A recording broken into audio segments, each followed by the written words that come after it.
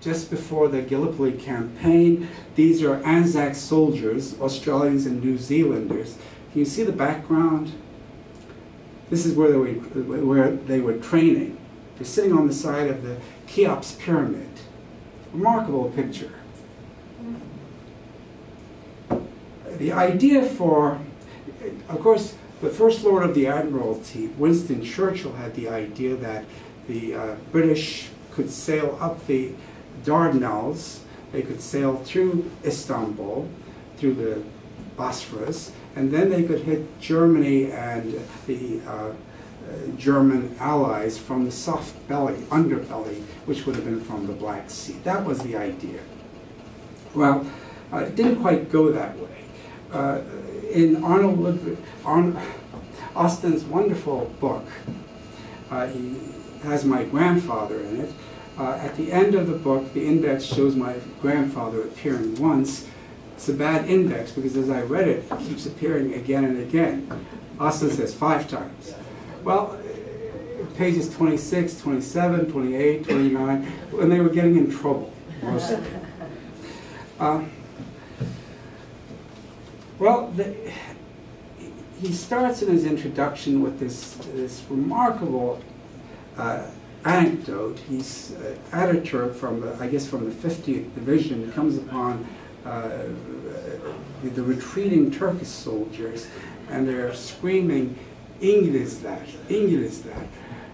This is the generic word for the Anzacs. They're coming up the slopes, and Ataturk says, "Where are you going?" And he says, "We're out of ammunition." And Ataturk says, "But you have your bayonets." He says, "Immediately lie down," and he says, "I'm ordering you not to fight, but to die." And he says, "By the time we die, the lead soldiers of the 50th Division will be up here, and they'll be able to take over." Well, this is most likely a ploy, or it's a ruse. It works because the Anzacs immediately dive for cover themselves, assuming this is an ambush. This earns them some time, and in fact, the 50th Division, Division 50, comes up to help, and the hilltop is saved. The war drags on for 8 months, I believe. Hundreds of thousands of people are casualties, and by the end, of course, the British withdraw. Winston Churchill suffers his only defeat, and he's fired. He loses his job in the Admiralty. Here's Ataturk in the trenches, but I think this is in Sakarya. This would be the Battle of Independence. This is my grandfather. Now, this is the picture that I lived with all my life in Istanbul, and before that in Ankara. But we didn't know anything about him. My father just had this ghostly vision of him coming to visit his family in Biga, which is a little town on the Sea of Marmara, and then disappearing to go to fight against the British. Carol Jean and I were in the Naval Museum in Çanakkale, and I wondered, there were hundreds of pictures, and I wondered whether there would be any pictures of my grandfather. The first picture I looked at, there he was in the back row. It was also the only picture he was in. There he is. The trenches, a pair of bullets that had intersected in the air. As a physicist, I can calculate the probability.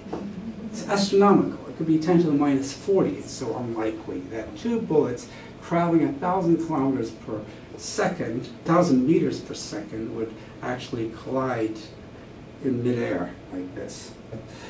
Now, on the other side, the story that my grandfather told us, rather my father told us, I'll try to rush through this.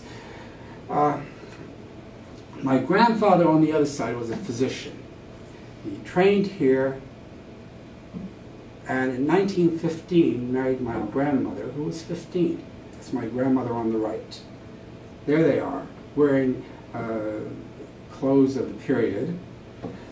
In the early 1920s, my grandfather got a fellowship Rockefeller Scholarship to Harvard to study, to do postdoctoral medicine, and then to Hopkins. That's my mother on my grandmother's lap. This is after Harvard and Hopkins. They'd gotten rid of the fez. Unfortunately, so had Turkey. Ataturk had changed the dress code, so he went back to Turkey and found this westernized system.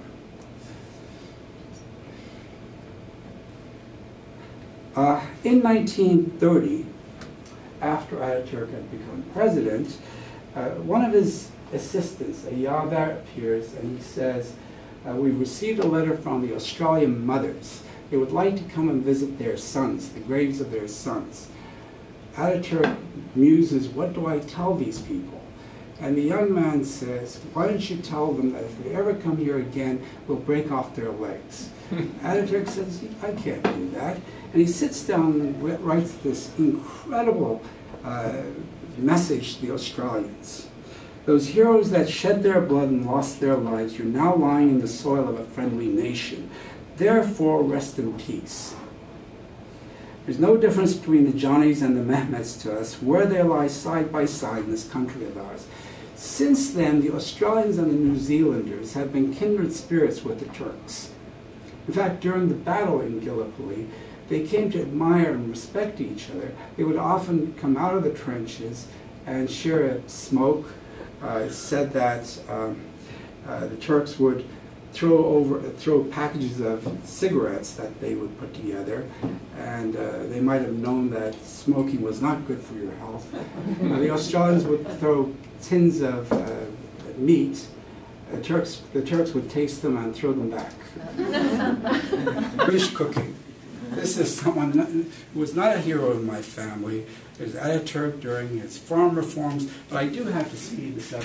A letter from Einstein to Ataturk in 1933, pleading with him to take some of the scientists that they've identified in Austria and Germany. He says, you'll benefit, we'll benefit. And certainly Turkey took many, many more than the 40 that were identified in the letter. I know from elderly physicians in Turkey, they always claimed they were trained by the very best, by Viennese surgeons from the medical school. My father fell in love with my mother while teaching a military science class at our high school, Askerlik Dersi. That existed in the old days. I don't know if they still have Askerlik Dersi, but my father was teaching it, and my mother and father were attracted to each other. My father approached my grandfather, the physician, for my mother's hand.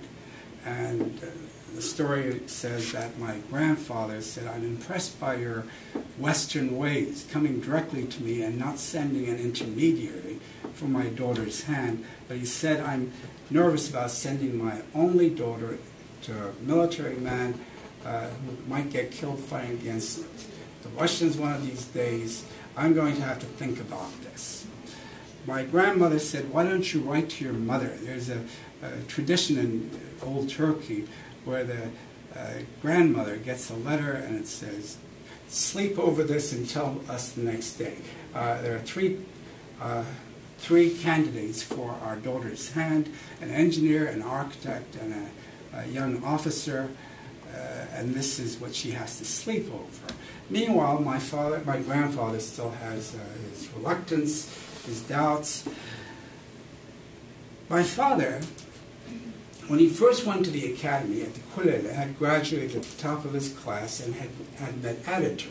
Now, when he was telling us the story the first time, I asked him, I said, did you tell Ataturk that you were his close friend's son from Selanik?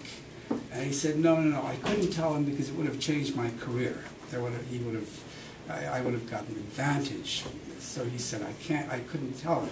So, a few years later, in the 30s, mid-30s, Ataturk appears at a banquet, and he sees my father's battalion ringing the room. Again, they're all against the wall, these young second lieutenants. Ataturk walks right over to him. Ataturk's appeared there with İsmet İnönü, the vice president, and Fevzi Çakmak, the only other five-star general. Ataturk says, I remember you. You graduated at the top of your class. And my father says yes. He says, come join us. They sit down at the dinner table together, and Ataturk asked my father, he says, have you ever had rakı? Rakı is, of course, well known in Turkey. It's arak among the Arabs, and or maybe that's in the Balkans, or ouzo in the Balkans, but arak among the Arabs. Well, my father never had. It was known in the time of Alexander the Great, if you put a little bit of water into it, Aristotle told them, it would become white. It was lion's milk. Well, my father had tasted it and apparently got to it very quickly, and although he was very modest, this loosened his tongue. So when Ataturk asked him if he had a family, if he was married, my father said, I've been trying to marry the daughter of this famous physician, but he doesn't want to have any part of a military officer as his son-in-law. And he said, my Ataturk became perceivably quiet after that, and he signaled one of his aides, his aide-de-camp, and whispered something to him, and then they sat and had dinner. And after the dinner, the young officer comes back and whispers something to Ataturk, and Ataturk says, all right, we're visiting the doctor in Bahçeli. Now, with this kind of recommendation, my grandfather can't refuse. They have the engagement right on the spot, and they go in this car, this Buick. There's my mother when they were engaged. There's Ataturk at the Hippodrome. This is in the 40s. Before my father became the military attaché to London, we stopped off in Egypt for a month or so. And there's my father. During the Second World War, when Turkey was a neutral country, he served as courier to London, to Paris. This is the Bulent page. You see the swastika on his passport. There's my mother, my grandfather. Now, 52 years after he died, when my father was a general, an elderly fellow came up to him and he said, I remember your father. I've been following your career from a distance. He said, I'll take you to his gravesite. And my father can't believe it. In fact, he doesn't believe it until he actually goes to the gravesite. The words were in Old Turkish, written from right to left, and my father had them rewritten. He meets his father for the second time in his life 52 years later. This is in 1968. And that is the end of, my mother and father. My mother died in 1993 and my father in 2003, and that's at home. Now, we're really here for Ostam Bey's talk. Ostam Bey has had a remarkable career himself. He comes from the Texas Panhandle. He studied at Rice University and was an ROTC officer when he emerged. He was in the regular army, he was also in the reserve army, and he achieved the rank of full colonel. He served in Iraq. He picked up a PhD from Columbia along the way in English and comparative literature, which enables him to become so articulate.